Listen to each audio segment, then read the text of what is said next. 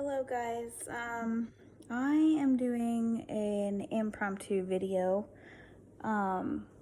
Really wasn't planning on doing another video until I followed up with my RE doctor, but I got some blood work back today, and I'm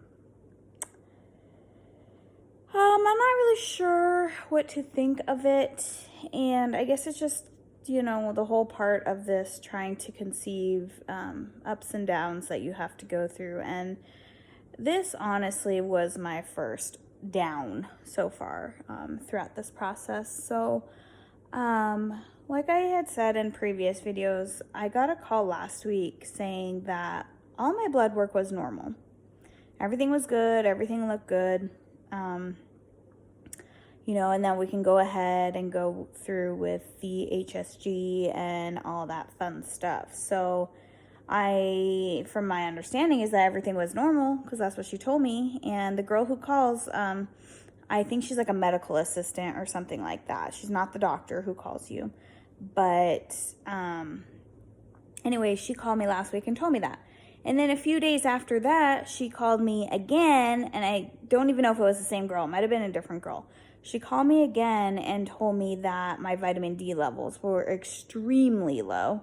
They were like 13.8, I think, and they're supposed to be like 30 to 100 or something like that. So no big deal. They ended up starting me on 50,000 units of vitamin D that I take once a week, and I'm supposed to take that for 8 weeks. And then she told me to call the last week when I'm done taking that. So in week 8, I'm supposed to call the clinic and let them know. But she did say that if I get pregnant in between now and between the 8 weeks, that I should stop taking vitamin D and call the clinic. So I'm not sure why you would need to stop taking vitamin D. This was a question that I had jotted down for my RE when I talked to her, which won't be until the 23rd of June. And right now it's only the 8th of June.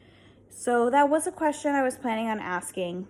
And it was nothing too crazy that I needed to contact the clinic right now and get a hold of her and ask her, because I am not pregnant yet, and I haven't even started the IUI yet. I'm still kind of in the preliminary stage where I'm doing all this testing. So I didn't think it was an issue to call. So I've been taking my vitamin D once a week. I only started on Saturday, so I'll take it again this Saturday coming up. It's only Monday. And that was that. Then today, I get a phone call from the clinic telling me that my AMH levels came back. And I forget exactly what it stands for, but pretty much the gist of the test is what it's showing is your ovarian reserve. So how many eggs pretty much do you have left, type of a thing. And usually these tests are supposed to be low when you are older. As you age, you start to lose your ovarian reserves, and then eventually menopause hits. So shouldn't be too low until, late 40s, I'm thinking early 50s type of a thing. Well, mine came back low, not extremely low, but it came back low, and it was 0.48 is what I got. That was the numerical value. That's what she told me over the phone. 0.48, that it was low, and that we can discuss, what to do about that when I speak with Dr. Bahara, who is my doctor, my clinic doctor, or reproductive endocrinologist, whatever you want to call her. So the result again is 0.48, and the normal for my age should be at minimum 0.6. So I mean, it's low, but it's not super low compared to the minimum. And then I forgot what the maximum she said, because as soon as she said it was low and that it was 0.48, I was like, oh my God, what am I going to do? Am I doomed? Like, am I not going to be able to get pregnant now? Like, what does this mean, type of a thing? Because in all these little Facebook groups that I'm in with the Single Mom by Choice, everybody's always talking about their AMH levels and how they're low or how they're high if you have PCOS. So it freaked me the heck out. I was like, oh, great. Now because it's low, am I even going to be able to do this? Am I even going to be able to become a mom? Am I even going to be able to, have a kid that's half mine type of a thing, because obviously I need the sperm donor. But I don't want to have to need like an egg donor too, because that's not, my goal here is to have a child that is at least part mine, like I know it'll be mine, my child, but I really, and this is not to diss anybody, any single moms who are going the adoption route or doing the egg donor route or anything like that. I have nothing against you. It's just not my goal. Okay, it's not, when I got into this whole journey, I was not planning on having to go any other routes. I kind of wanted to do, the IUI, and I'm like, well, I'm 35 years old. I had just turned 35. It's been like almost 2 weeks ago, I turned 35 years old, and I've had no problems with my cycles. Everything's been regular. I've had no issues. And then I get this blood result back and I'm like, great, what am I supposed to do? Type of a thing. So I've been freaking out all day because she called me this morning and literally it woke me up out of my sleep and I couldn't go back to sleep. And then I was trying to grade some papers for work and like, I couldn't concentrate. It's like all I keep thinking about is this AMH level. And I posted it in the Single Mom by Choice Facebook groups kind of for some answers if they had any ideas or if anybody else was in the same boat as me.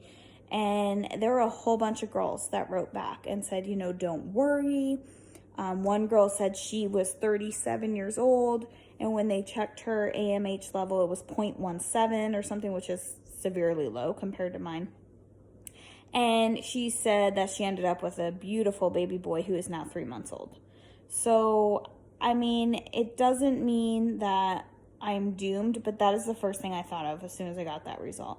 And I don't know so much if I think I'm doomed per se right now as I did this morning, but I just kind of feel bummed out. Like, I don't know. I don't really know what to think. And, sorry guys, but this is part of the whole, journey. So, you might see me happy, you might see me cry, I don't know, see it all. But, I don't know what to think. Like, I don't know. But anyways, these girls are awesome in this Facebook group, very supportive. And all of you guys watching, you guys are all supportive too. And, I don't think it means that I can't get pregnant, because obviously other women have, and, like I've said, like all my other tests came back good. My HSG, my tubes are open. Like I didn't have any pain. I never had the 24-hour cramping or anything after that test, the HSG. I was totally fine. I just had that feeling of fullness type of thing. That kind of lasted a couple days after, but that's it. It didn't hurt. It was fine. My doctor said at the time that she saw, like you remember in the other video, I said that there was one big egg, which I guess is the follicle, on my right ovary that was releasing this month, and she saw a bunch of other little tiny follicles all around on the right side, and then when she looked on the left side, she saw tons of little follicles there. There's no possible way to know if they're going to mature and be like, appropriate to have a baby, because no one knows that. We're not God. But I'm just like, what the heck? Like, I get that result, and then everybody, like the doctor saying everything looks good. And then last week when they took my blood, they did an ultrasound as well, and they said everything looked really good, and she was able to see follicles on both sides, and that my ovaries were producing follicles and things. So I don't know if it's just something to keep in mind type of a thing, and that my time is of the essence here, and that if I'm going to do this, I really need to start doing it. If that's the case, I would feel so much better. But because my goal is to plan on doing this as soon as I get all these initial tests and consults done, I want to start. Like, I've already picked out my sperm donor. I'm planning on going through Fairfax. I've already looked through my sperm donor, love everything about him. Spoke about it with my mom. She also agrees that he's really cool, really great, could be a good candidate.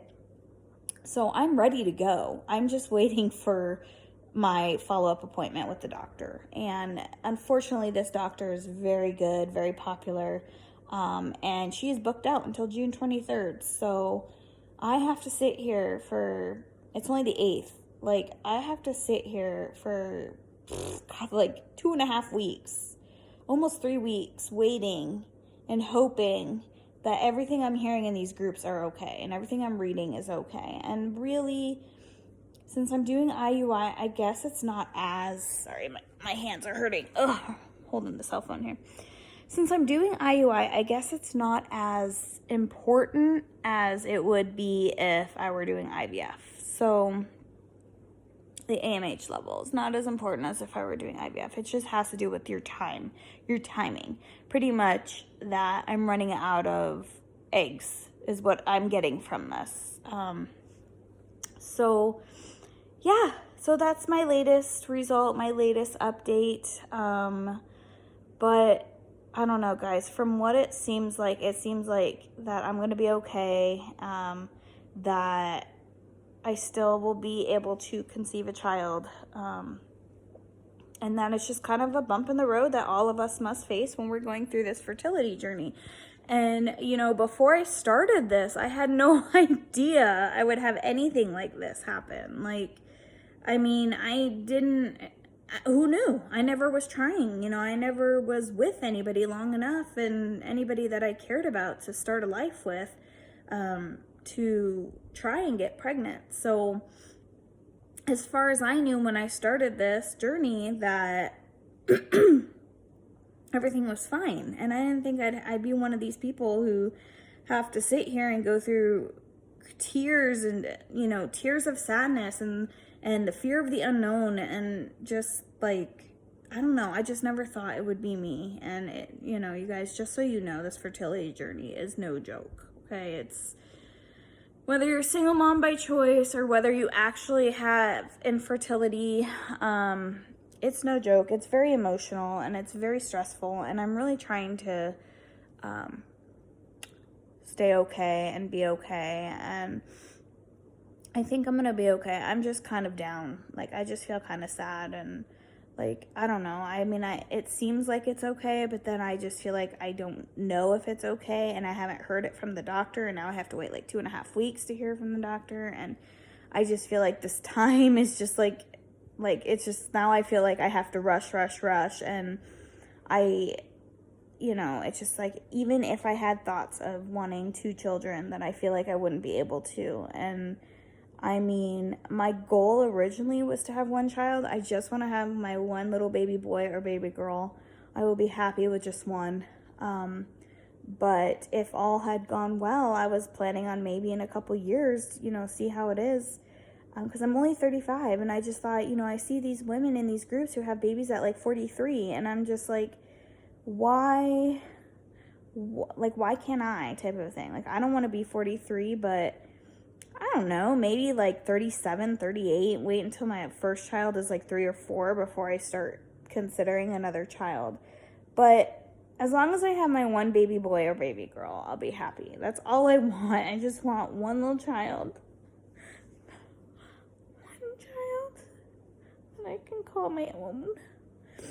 And, you know, I just want to be a mom, type of thing. So I don't know why I'm so emotional. I kind of know, because that result really, really scared me, guys. So I do apologize for all this crying on here. I don't mean to bore you with my crying. And I am not a cute crier. I'm an ugly crier too. So hopefully my next video will be after I have a consult with the doctor, and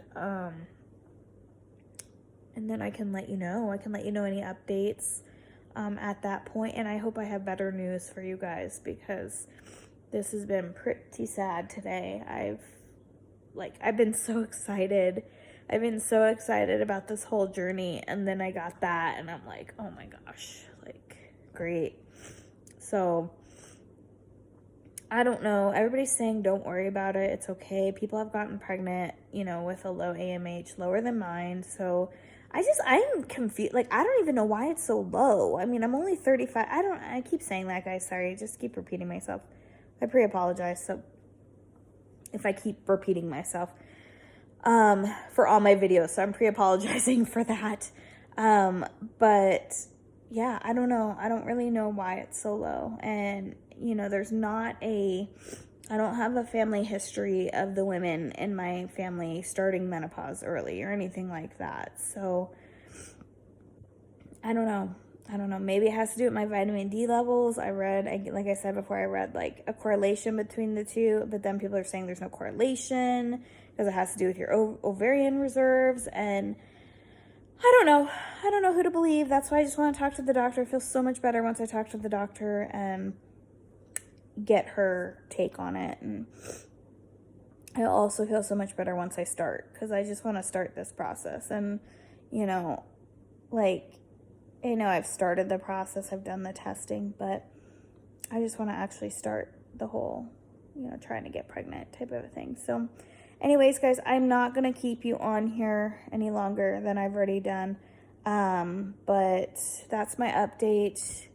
If you guys want to continue if this is the first video you're watching, you want to continue to follow my journey, please hit the subscribe button. I would love to have you guys along. Or if you guys are going through the same thing as me, maybe have some sadness, some heartache, some happiness, I'd love to hear about it. I would love for you guys to share in the comments below. If you have any questions for me, any words of encouragement would really help right now. Yeah, anything you guys have, I would love to hear from you. So press subscribe if you'd like to follow. Comment below if you have questions, concerns, or anything you want to share with me. And I hope you guys have a good week. All right. Thank you guys. Bye.